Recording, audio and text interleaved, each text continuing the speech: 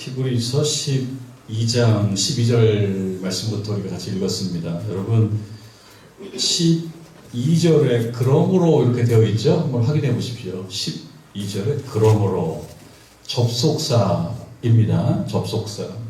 접속사는 접속하는 거죠. 접속. 앞에 것과 앞으로 나올 것. 이 글에서 보면은 앞에 글과 뒤에 글, 전술한 내용과 후술할 내용을 연결시키는 것입니다. 그러므로라고 하는 것은 어떤 영접이냐? but, but. 그러나는 앞에 것과 뒤에 것이 반대일 때, 다를 때인데, 그러므로는 앞에 어떤 내용이 있으면 뒤에 후술될 내용, 앞으로 나올 내용들이 요 전에 얘기했던 거에 따라서 자연스럽게 이런 결과가 나온다 이런 뜻이겠죠. 그런 의미에서 하는 것입니다. 그런 의미로. 후술하는 내용은 앞의 내용을 받아서 이루어진다는 내용입니다. 그러니까 지금 12절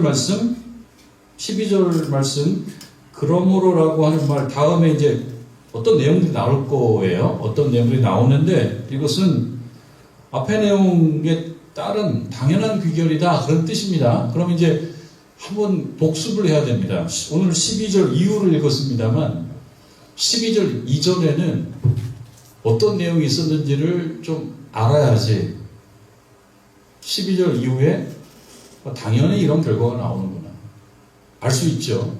그런데 앞부분을 다 하나하나 살펴보면 또 조금 벅차고 시간도 많이 걸리고 그러니까 제가 답을 알려드립니다. 앞에 어떤 내용이 있었냐? 신자의 삶을 살아갈 때 신자가 신앙생활을 포기하지 않고 계속 신앙을 지키며 살아갈 때 낙심할 만한 상황들이 있다 그런 얘기입니다. 여러분 경험을 놓고 보면 어떻습니까? 신자가 교회를 다니는 교인과 신자는 조금 다를 수 있어요. 교인과 신자는 우리는 교인이기도 하고 신자이기도 해야 됩니다. 교회를 다니는 교인 혹은 신자가 교회를 계속 안 빠지고 나오려다 보니까 이런저런 어려움들도 생길 수가 있습니다. 교회에서 거룩하게 부과하는 어떤 거룩한 사명, 의무 이런 것들이 자꾸 걸림돌이 될 수도 있습니다. 그리고 오늘날은 좀 덜 할 수 있겠습니다. 저 사람은 신자래. 교회 다니는 사람이래. 교회가 인기가 많을 때는 괜찮은데 교회가 인기가 좀 없을 때는 교회 다닌다라고 하는 사실이 별로 자랑스럽지 않고 자랑스럽지 않은 정도가 아니라 뭔가 좀 부끄러운 정도뿐만 아니라 뭔가 이렇게 위축되는 이런 상황이 있을 수도 있다. 그런데 이 히브리서 설교자의 말씀을 듣고 있는 그 신자들이 처한 상황은 정말 그랬다는 겁니다. 초기 기독교 초기의 신자들은 신앙을 지키며 살아갈 때 압박을 많이 느꼈어요. 그러니까 소수자였어요. 마이너의 마이너 소수자들이었습니다. 막 내세우고 그럴 수 없었습니다. 그러다 보니까 신앙을 지키는 것이 좀 벅차고 버겁기도 했다는 거예요. 그러니까 버겁고 벅차다라고 하는 것은 살아가면서 어떤 좀 낙심할 만한 상황인 거예요. 기가 죽을 만한 상황이에요. 기가 죽을. 그래서 낙심해버려요. 낙심이라고 하는 것은 무엇입니까? 내가 지금 하고 있는 어떤 일을 하고자 하는 열심이 없어져 버리고 의욕이 없어져 버리고 그냥 내려놔 버릴까? 신자가 내려놔 버릴까 얘기한다 그러면 뭘 내려놓는 걸까요? 믿음을 내려놔 버리는 거죠. 믿음 내려놔 버릴까? 뭐 이런 얘기 듣고 신앙생활 할 것까지 있어? 한 번 사는 인생인데 내려놔 버리지 뭐 하고 내려놔 버릴까? 라고 하는 그러한 어떤 유혹을 받아요. 히브리서 교회의 설교자가 볼 때 그것이 마음이 아픈 거예요. 교인들이 세상에서 우리가 세상이 얘기하는 그냥 거기에 이렇게 섞여 사는 것이 더 편하지 교회에서 마이너리티로 그래서 여러 가지 불이익도 있고 심적인 부담도 있고 또 그러다 보니까 집에서도 좋은 소리 못 듣고 그러다가 믿음을 포기하면 어떡하지라고 하는 염려가 있어요. 그래서 말씀을 얘기하고 있는 것입니다. 신자의 삶에는 낙심과 낙심할 만한 일들이 많이 있다. 이거는 히브리서 시대뿐만 아니고 오늘날에도 강도는 또는 어떤 국면은 다르지만 없을 수는 없어요. 어려움이 있을 수 있어요. 그리고 어떤 사람은 조금 더 어렵고 어떤 사람은 뭐 그렇지 않고 그냥 열심히 있게 집중적으로 믿는 분들은 또 마음의 상처도 받고 그러는데 그냥 설렁설렁 하는 분들은 뭐 이러나 저러나 그렇게 아닐 수가 있습니다. 그런데 정말 열심히 특심하게 예수를 열심히 믿는 경우라고 하면 이렇게 저렇게 마음 상하는 일이 많아요. 여러분도 교회에서도 정말 열심히 있게 하다 보면 이렇게 저렇게 섭섭하고 마음 상하고 어느 거는 화도 날 수가 있어요. 그러면 에이 그만둬 버릴까? 그러니까 신앙을 정말 완전히 사로잡혀서 정말 믿음의 자리에 서는 것은 쉽지 않다. 대충대충 믿으면 넘어가지만 정말 집중적으로. 근데 하나님께서 이 말씀을 통해서 우리들에게 오늘 주시는 말씀은 뭐냐면 믿음에 있어서는 설렁설렁 하지 말아라. 사실 그 얘기입니다. 누가 뭐라고 해도 주변 사람들이 뭐라고 해도 마음이 상해도 낙심할 만해도 시험에 들만 해도 그러지 말고 외적인 어떤 상황과 환경에 우리는 영향을 받을 수밖에 없지만 너무 받지 말고 집중적으로 깊어지고 믿음에 있어서는 양보하지 말아라. 그 이야기를 합니다. 우리에게 주는 말씀이기도 합니다. 그러니까 저도 이 말씀을 준비하면서 어떤 생각이냐면 그래 하나님께서 우리에게 원하시는 거는 외적으로 실력이 좋은 거는 여러분 뭐 좋은 겁니다. 외적으로 실력이 좋아서 공부를 잘한다거나 또는 뭐 부를 축적하는데 재능이 있다거나 뭐 너무 좋지요. 하나님께서 그 말씀하시는 게 아니잖아요. 그거는 뭐 우리들끼리 그냥 하는 얘기고 뭐 부러울 수도 있어요. 하나님께서 우리에게 관심을 갖는 것은 네가 부자면 나쁘고 가난하면 좋고 그것도 아닙니다. 부자이든 가난하든 부자는 부자대로 하나님 열심히 믿고 가난하면 가난한 대로 하나님 열심히 믿고 그러기를 바라는 것이 부자고 가난한 사람하고 서로 적대적으로 싸우라는 말이 아니에요. 자꾸 누가 싸움 붙인다고 해서 그거 싸움할 거 없어요. 공부 잘하면 뭐 잘못한 거고 집이 부자면 잘못한 거 그거 아니에요. 누군가 부추겨도 그거 아닙니다. 그리고 뭐 공부가 좀 부족하면 착한 사람이고 가정이 좀 가난하면 착한 사람이고 절대 아니에요. 그거는 하나님께서 중요하게 생각하지 않아요. 하나님께서 중요하게 생각하는 거는 낙심할 만한 상황인데 낙심하지 않고 믿음과 신앙을 지키고 굳세게 좌로나 우로나 치우치지 않고 외적인 환경에 자꾸 이렇게 휘둘리지 말고 그냥 믿음을 잘 지키냐 안 지키냐 그거가 중요한 겁니다. 정릉절개 교인들께서 그러기를 바라는 것입니다. 오늘 저녁에 모인 저희들 뿐만 아니고 여러 가지 사정으로 지금 영상으로 예배 드리는 분도 있는 줄 알아요. 영상으로 예배 드리는 분들도 마찬가지예요. 뭐가 마찬가지라는 거예요? 하나님께서 여러분들에게 관심을 갖고 있는 것은 낙심할 만한 상황이 있다고 해서 쉽게 낙심하고 쓰러지고 그냥 믿음 포기하고 그러지 말고 믿음에 있어서는 그냥 양보하지 말아라. 그거에 관심이 있는 것입니다. 그러면서 히브리서 설교자가 예를 들고 있는 분이 예수님이잖아요. 그분이 12장 2절에 인용을 했어요. 어떤 인용을 했습니까?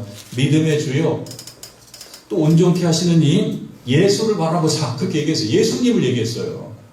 예수님을 한번 봐라. 그럼 어떤 분이냐면 그는 그 앞에 있는 기쁨을 위하여 십자가를 참으사. 바로 이 부분이죠. 신자들도 살아가다 보니까 십자가가 있더라는 거죠. 예수님 대신 십자가는 아니지만 십자가가 있다는 거예요. 아, 예수님 안 믿으면은 그냥 좀 모른 척하고 그냥 이렇게 해도 일탈하고 저렇게 해도 일탈하고 살 텐데 예수님을 보면은 그럴 수 없는 거죠. 이게서 예수님을 바라보라는 거예요. 예수님도 십자가를 참으셨다. 예수님 십자가를 고통인데요. 낙심할 만한 상황이거든요. 십자가라는 것이 하나님 왜 나만 이렇게 힘들어야 됩니까? 이걸 예수님도 하실 수 있다는 얘기죠. 하나님, 제가 이걸 꼭 져야 됩니까? 겟세마네 기도하실 때 하나님, 이 잔을 내게서 옮겨주셨으면 좋겠습니다. 그러나 내 뜻대로 마옵시고 주의 뜻대로 하옵소서. 그렇게 기도하셨는데요. 그 말씀은 뭡니까? 달리 만약에 하나님 뜻대로 해주십시오라는 것으로 그렇게 귀결되지 않고 그냥 힘든 십자가 잔, 고난의 잔을 생각할 때 이렇게 할 수도 있잖아요. 하나님, 저분 보세요. 저분 교회 안 나가도 저보다 더 잘 살아요. 우리 교회에서 제가 제일 열심히 다니는데 열심히 안 다니고 그런 분이 교회에서 제일 큰 소리 쳐요. 저는 진짜 열심히 하는데 나 억울합니다. 하나님. 저 좀 억울해요. 하나님. 이렇게 얘기해서 이렇게 억울할 바에는 하나님이 오늘 저하고 마지막입니다. 끝이에요. 하나님 뜻대로 이런 거 없어요. 저도 상처 받을 만큼 받았어요. 끝! 하나님 끝! 이렇게 할 수도 있는데, 할 수도 있죠. 근데 예수님께서는 어떻게 하셨다는 거예요? 제 뜻대로 하지 마옵시고 하나님 뜻대로, 아버지의 뜻대로 되기를 원하나이다. 그렇게 얘기하면서 십자가를 참으셨다. 그리고 부끄러움을 개의치 않았다. 살다 보면 부끄러움이라고 하는 거, 체면이라고 하는 것도 얼마나 중요한지 몰라요. 체면 중요하죠? 안 중요합니까? 체면. 다른 사람이 나를 어떻게 보냐? 중요하죠. 아니, 예수를 믿는다며 교회에서 뭐 소리깨나 낸다며 그런데 별 볼일 없네? 체면. 그래서 믿는 거를 그냥 슬쩍 놓고 싶은 체면. 부끄러움. 그런데 부끄러움을 개의치 않으셨다. 그 결과 2장 끝에 보면 하나님 보좌 우편에 앉으셨다. 하나님께서 보상해 주신 거죠. 그 얘기를 왜 하겠습니까? 히브리서 교회의 신자들이 이렇게 십자가나 낙심이나 부끄러움의 상황 속에 있을 수 있는데 개의치 말고 가라. 그럼 뭐가 있다는 거예요? 생명의 멸류관이 있다. 생명의 멸류관이 있다. 이 말씀대로 얘기하면 하나님 보좌 우편, 요한계시록 오늘 21장을 했어요. 새벽 기도회 때. 참 역사적이에요. 내일은 우리 교회 새벽 기도회에 성경 한 권이 끝나는 날입니다. 이게 역사적이에요. 제가 와서 새벽 기도회 때만 한 장씩 읽어가는데요. 3번이 끝나는 거예요. 내일이 끝나는 날이에요. 매우 역사적인 날입니다. 근데 요한계시록 21장에는 뭐가 나오냐면 새하늘과 새 땅이다. 새하늘과 새 땅. 새하늘과 새 땅이 나오는 그 요한계시록이 하는 얘기는 뭐냐면 요한계시록 시대에 처해 있는 신자들의 삶도 보통 삶이 아니었던 거예요. 황제, 숭배 안 하면 그냥 끌려가고 숭배하기도 하고 신앙을 지키기가 되게 힘들었던 시대예요. 요한계시록이 살던 시대의 사람들이. 그런데 결론은 뭐가 되냐면 새하늘과 새 땅, 그리고 하늘 보자, 24장로, 내 생물, 그리고 많은 큰 무리들이 찬송을 부른다. 그래서 메시아 때 메시아에 나오는 내용이기도 하고, 제가 오늘 새벽에 그 얘기를 드렸는데 교회에서 많이 부르는 성가가 있어요. 거룩한 성. 나 어젯밤에 잘 때 한 꿈을 꾸었네. 거룩한 성. 거룩한 성이 아닌 거지, 살다 보니까 이 성은 왜 이렇게 살기가 힘들어요. 그래서 이 성을 그만두고 싶은 거예요. 그런데 하나님께서 요한을 통해서 계시의 말씀, 환상을 통해서 묵시록을 제시를 해주셨던 것이 요한계시록인데 그 내용의 마지막에 피날레는 뭡니까? 새 하늘과 새 땅, 그리고 새 예루살렘. 살기 좋은 것, 그곳에 시민권을 준다. 그러니 오늘 낙심할 만한 상황이라고 하더라도 낙심하지 말고, 포기하지 말고, 신앙생활 포기하지 말고, 교회에 나오기 싫어도 열심히 나오고, 헌신에 지쳐가지고 나 그만하겠다. 그래도 헌신하고. 왜? 사람한테 헌신하는 게 아니에요. 사람 보기 좋으라고 하는 게 아닙니다. 교회에서 헌신하는 거를 목사님 보기에 좋으라고 한다고 생각하면 오해예요. 사람들 눈에 좋게 보이려고 하는 것도 오해예요.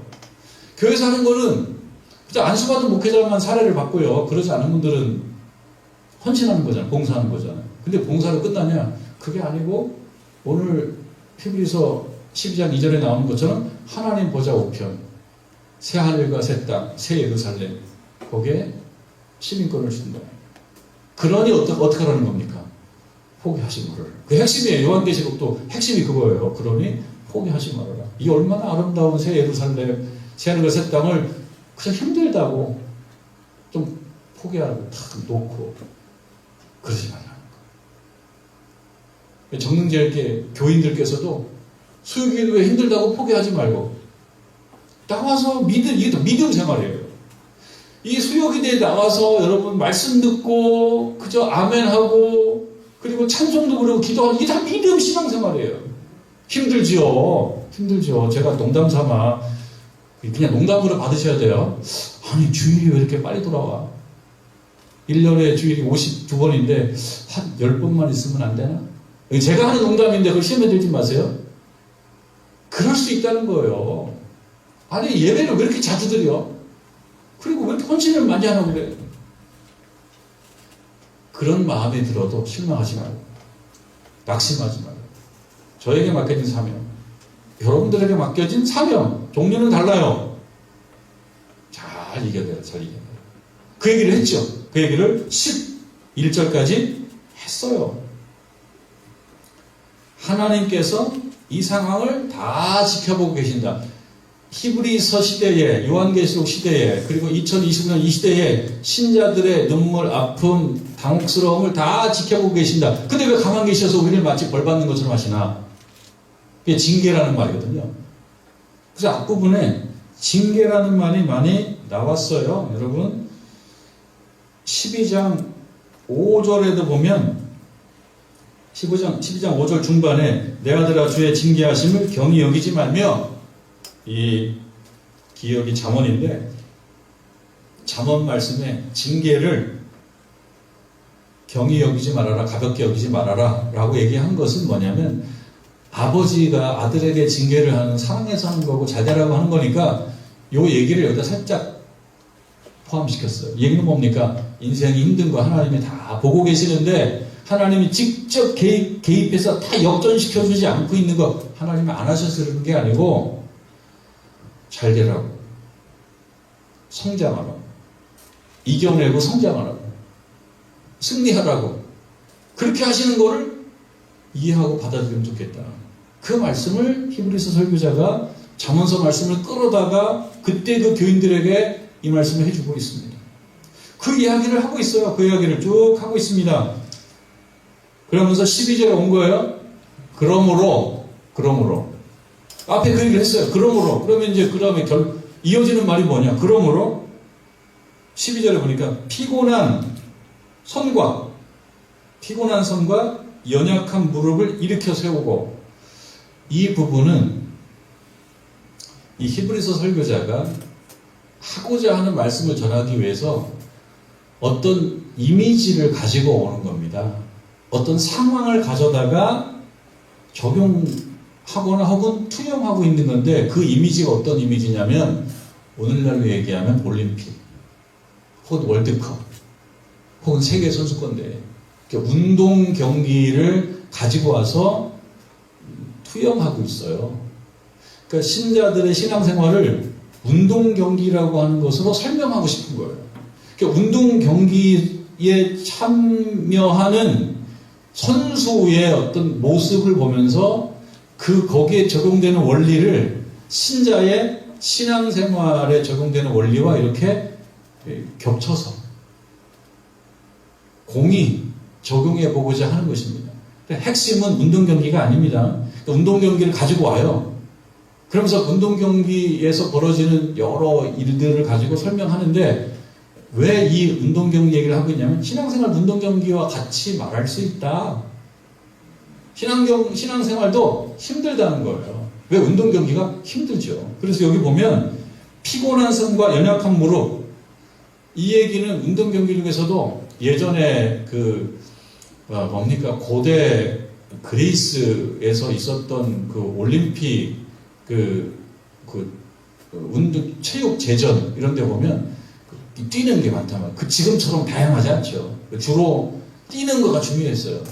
마라톤도 거기서 연유한 거 아닙니까? 마라톤 40.19라고 하는 것도 그 예전에 전쟁에서 연유한 걸 가지고 이걸 하는 거죠. 정말 이거는 오늘날 얘기하면 철인 3종 경기 그런 것도 있는데 하여튼 마라톤 장거리를 뛰는 그런 운동 경기를 가지고 왔다 이렇게 보면 됩니다. 12절, 13절 보면 그러나 피곤한 손 장거리를 뛰다 보면 손이 피곤하다는 거는 조금 맞는 얘기는 아닌 것 같긴 한데 뭘 얘기하려고 하냐면 육체적으로 운동을 막 오랫동안 몇 시간 동안 하다 보면 피곤하다는 걸 얘기합니다. 그래서 피곤한 손, 몸에 힘이 쭉 빠진 걸 얘기해요. 그리고 연약한 무릎, 이거 중장거리 육상이나 혹은 마라톤 이런 것들을 생각해보면 혹은 철인 3종 경기 이런 걸 생각해볼 때 무릎 굉장히 중요하거든요. 무릎이 시큰거리가 아프기 시작하면 더 이상 뛰기가 힘들다는 얘기죠. 그럼 그때 어떤 마음이 드냐는 거예요. 그만하고 싶다. 그러니까 이 얘기를 왜 합니까? 신자들도 신앙생활 하다 보면은 어떤 그 사람의 영적 존재로서의 그 사람의 무릎, 이거는 물리적인 무릎은 아니에요. 물리적인 무릎은 아닌데 운동 경기 하는 사람들이 무릎이 시큰거리는 거를 신앙생활을 하는 분의 어떤 신자로서의 영적 무릎을 얘기합니다. 무릎이 시큰거리면 인생이 힘든 거죠. 인생이 걷기가 힘든 거예요. 신앙생활하기 힘든 거예요.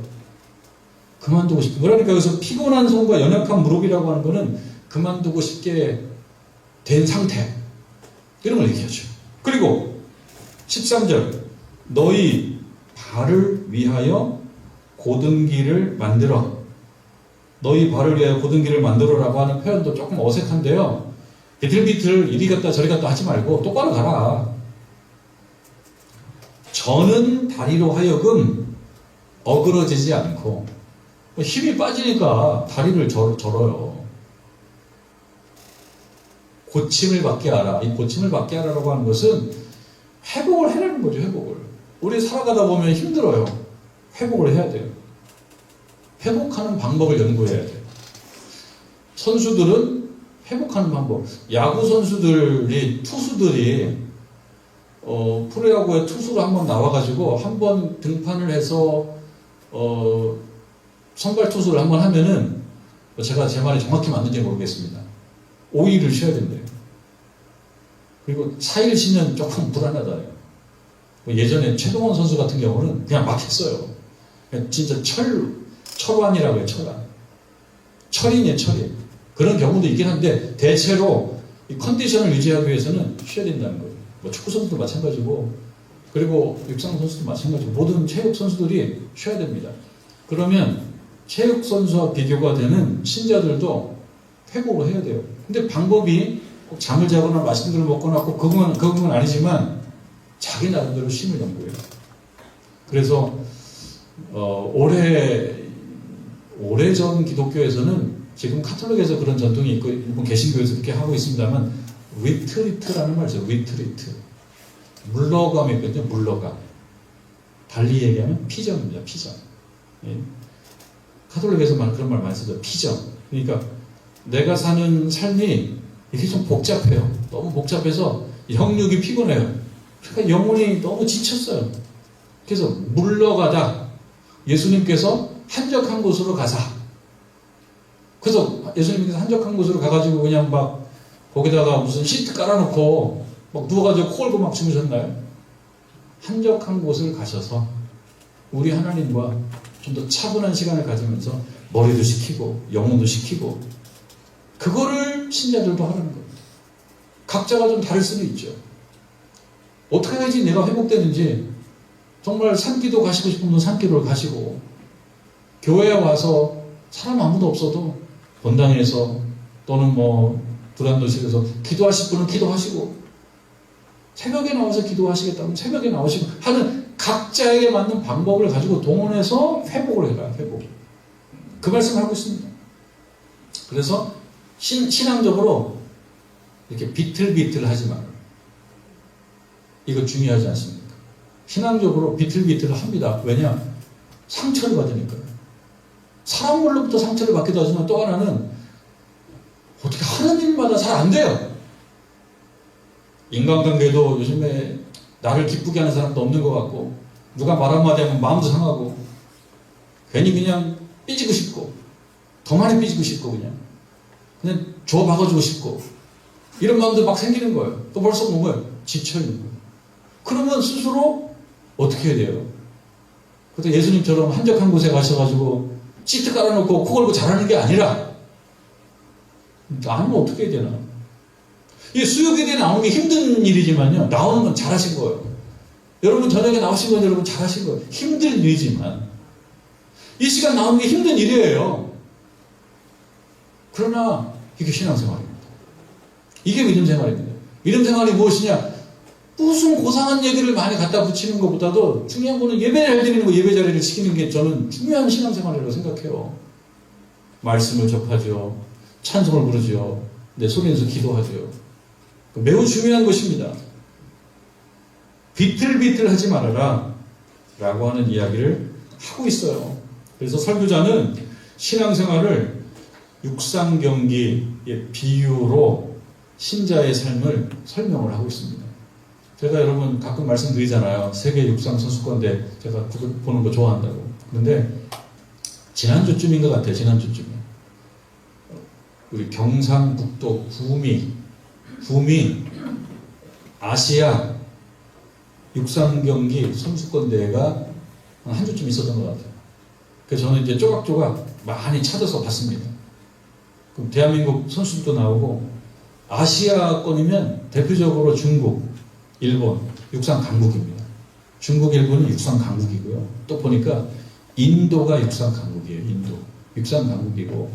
그리고 또 나오는 선수들이, 카타르 선수들도 많이 있고, 팔레스틴 선수도 출전해요. 오만 선수 출전하고. 그리고 스리랑카. 근데 하여튼 잘하는 선수들 제가 보니까 중국, 일본, 인도 잘해요, 보통. 자, 이런 선수들이 나와서 경기하고, 이 선수들이 이제 나중에 세계 선수권, 세계 육상 선수권에 나가는 그런 티켓을 거기서 또 따게 되죠. 우리나라에서는 잘하는 유명한 선수는 우상혁 선수, 높이뛰기. 압도적인 1등. 이번에도 금메달 땄습니다. 저는 많이 봤거든요? 많이 봤는데, 열심히들 합니다. 근데 대한민국의 육상 선수들이 열심히 하고 잘하긴 하는데, 중국이나 일본에 비해서 요즘에는 밀려요. 상당히 밀려요. 특히 100m, 200m, 400m 아주 중요한 종목이거든요. 육상 트랙에 있어서 거의 꽃이죠. 100m, 200m, 400m. 근데 이런 경기에서는 우리가 거의 결승에 나가기도 쉽지가 않은 실력입니다. 그런데 이번에 1500m에서 이재용이라는 선수가 은메달을 땄어요. 1500m. 그것도 제가 봤는데 아주 정말 사력을 다해서 박수 받을 만한 경기를 했습니다. 그리고 또 놀라운 금메달이 하나가 있는데, 남자 개인 경기는 100m 이렇게 우리가 우승권에 있지를 못해요. 대한민국의 그 최고 경기 10초 07인가 그런데 이거는 시니어 선수들이에요. 나온 선수들은 젊은 선수들인데, 그런데 10초 근처를 뛰어야 되는데 대한민국 선수들이 10초 3, 10초 4, 10초 요게 걸려 있거든요. 10초 2, 10초 1, 10초 플랫 정도로 가야지 메달을 따는. 그러니까 개인 경기에서는 남자고 여자고 올라가지 못해요. 그런데 4명이 100m를 뛰는 남자 400m 이어달리기, 여기에서 한국 남자팀이 금메달을 땄습니다. 금메달. 참 대단한 경기를 했어요. 그리고 한국 신기록을 세웠어요. 개인으로 나가서는 못 돼요. 개인으로 나가서는 그런 어떤 우승권, 동메달권에 못 들어가요. 중국 선수, 그 다음에 일본 선수가 훨씬 압도적으로 잘합니다. 못 따라가는데 400m 남자, 여성은 떨어졌어요. 4등 했어요. 여성은. 근데 남자는 금메달을 땄습니다. 재밌게 봤고요. 또 하나 그 중에 여자 5000m 경기 한국 선수가 3명이 출전했어요. 그런데 열심히 뛰었는데 다 하위권. 한국에서는 난다 긴다는 선수들인데 실제로 나가서 뛰는 거 보니까 하위권. 저 뒤에 꽁치 그 부분에 들어와요. 그래도 마지막까지 최선을 다하는 모습이 참 멋있었습니다. 뭐 우승권에서 멀어졌지만. 그런데 여자 5000m에서 상당히 주목할 만한 선수가 한 명 있었습니다. 이 선수는 요르단 선수인데, 이런 회격권의 선수들을 보면은 유니폼이 다 입어요. 아래 위를 그냥 동복처럼 입어요. 다른 사람들은 다 그냥 아주 뭐 한 장짜리 입고 나와가지고 이렇게 뛰는데, 이 회격권 선수들을 보면 어떤 선수들은 막 칭칭 감아요. 이 요르단 선수도 머리는 안 감았는데 온몸에 긴 동복이야, 동복. 다 긴 거 입었어요. 얇은 거 입었겠죠. 여자 5000m를 뛰는데 이 요르단의 함무드라고 하는 선수가 꼴찌했습니다. 꼴찌했는데 다른 선수 다 들어오고 2바퀴를 혼자 더 뛰었어요. 혼자서 다 기다려주는 거예요. 이 선수 끝까지 뛸 때까지. 그런데 사력을 다해서 뛰더라고요. 5000m면은 이건 뭐 상당히 먼 거리입니다. 5000m. 사력을 다해서 뛰더라고요. 그리고 끝까지 결코 포기하지 않고 들어오는데, 이때 그 한국의 육상 경기하는 꼭 해설하는 분이 계세요. 해설자. 이분도 좀 유명한 분인데, 이 해설하는 분이 해설을 합니다. 뭐라고 해설하냐면, 그 올림픽이 창시된, 올림픽이 만들어지는데 지대한 공을 세웠던 불란서의 쿠베르탱이라고 하는 교육자 출신 쿠베르탱 남작이라고 하는데요. 이분의 명언, 제가 찾아보니까 1908년, 1904년인지 런던 올림픽에 무슨 연설할 때 이 말을 했다고 제가 어떤 자료를 보니까 나와요. 정확한 건 아닌데요. 이런 말을 했다는 명언을 인용하는 거예요. 올림픽에서 가장 중요한 것은, 여러분 뭘까요? 올림픽에서 가장 중요한 것은 승리가 아니다. 그럼 뭐냐? 참가하는 것이다. 올림픽에서 가장 중요한 것은 참가하는 것이다.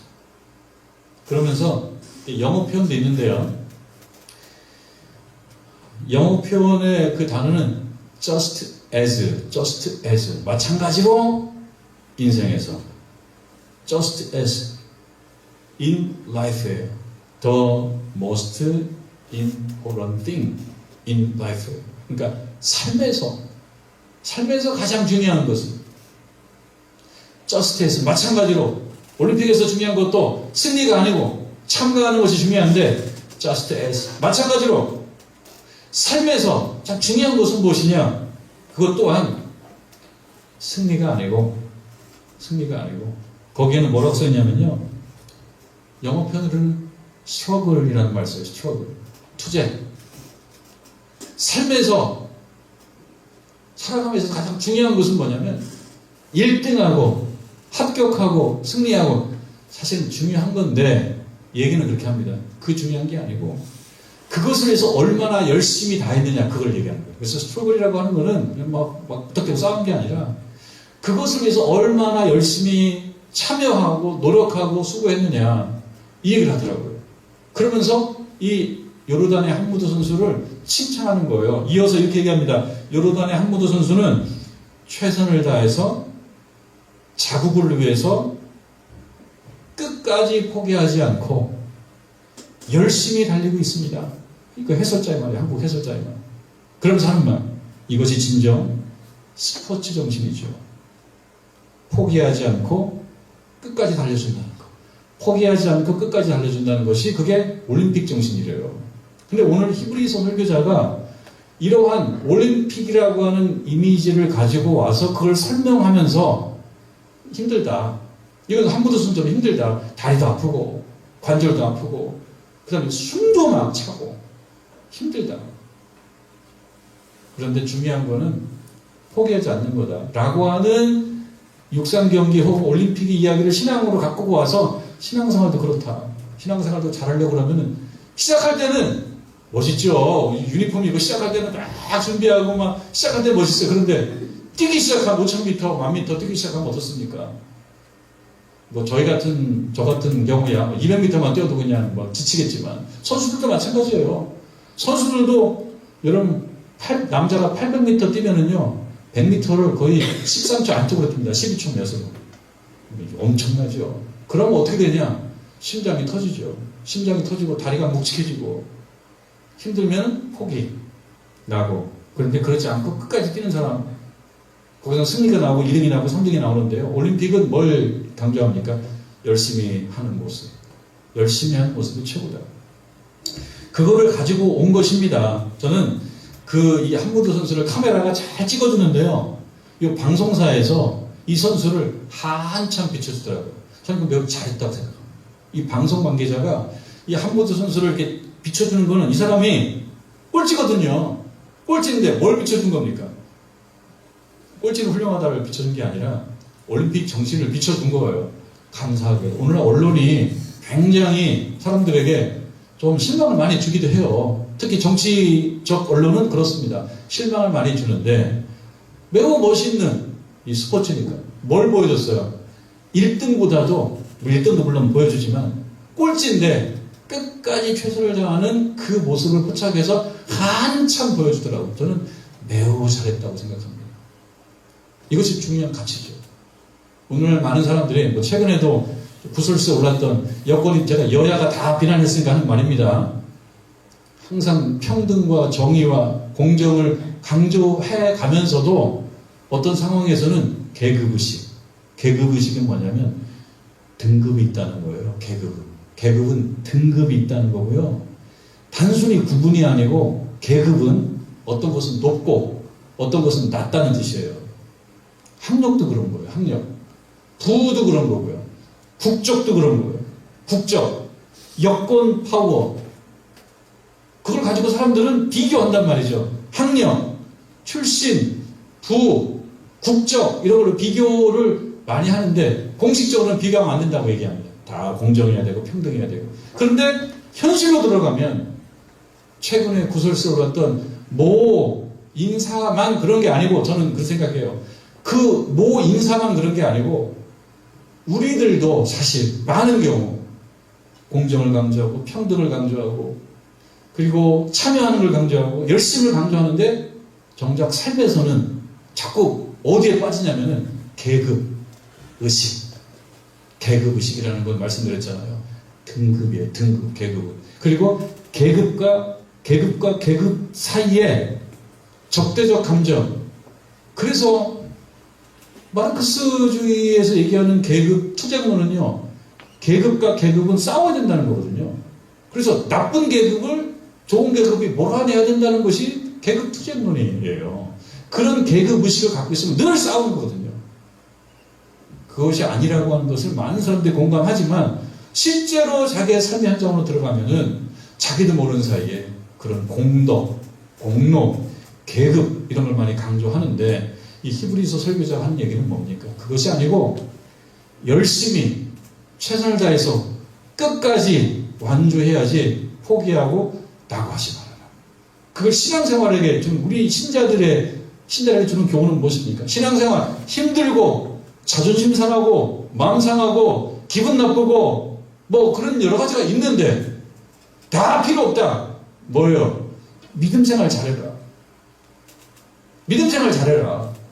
교회 열심히 나오고 하나님만 바라보고 기도하고 하나님께서 기뻐하시는 가치를 추구하고 그 일을 기꺼이 감당하고 그렇게 하라는 것입니다. 그렇게 하라는 것. 여러분 15절 이후에 몇 가지 말씀이 더 있는데 시간이 많이 흘러서 이렇게 마무리하고자 해요. 마무리하는데 핵심은 무엇입니까? 신앙생활 포기하지 말고 힘들어도 스스로 회복하고 여기 그 12절을 말씀하는 것처럼 13절을 말씀하는 것처럼 스스로 고침을 받는 방법을 강구해서 회복해서 쓰러지지 말고 낙심하지 말고 마음 상하지 말고 좀 어떤 화를 키우지 말고 차분하게 끝까지 신앙생활 조금만 잘하다 끝나지 말고 계속 지속적으로. 여러분, 하나님 부르시는 그날까지 신앙생활에 있어서는 낙오하지 말고 중도 포기하지 말고 하나님 마음에 꼭 들고 마침내 생명의 면류관을 선물을 받는 저와 여러분 되기를 주님의 이름으로 축원합니다.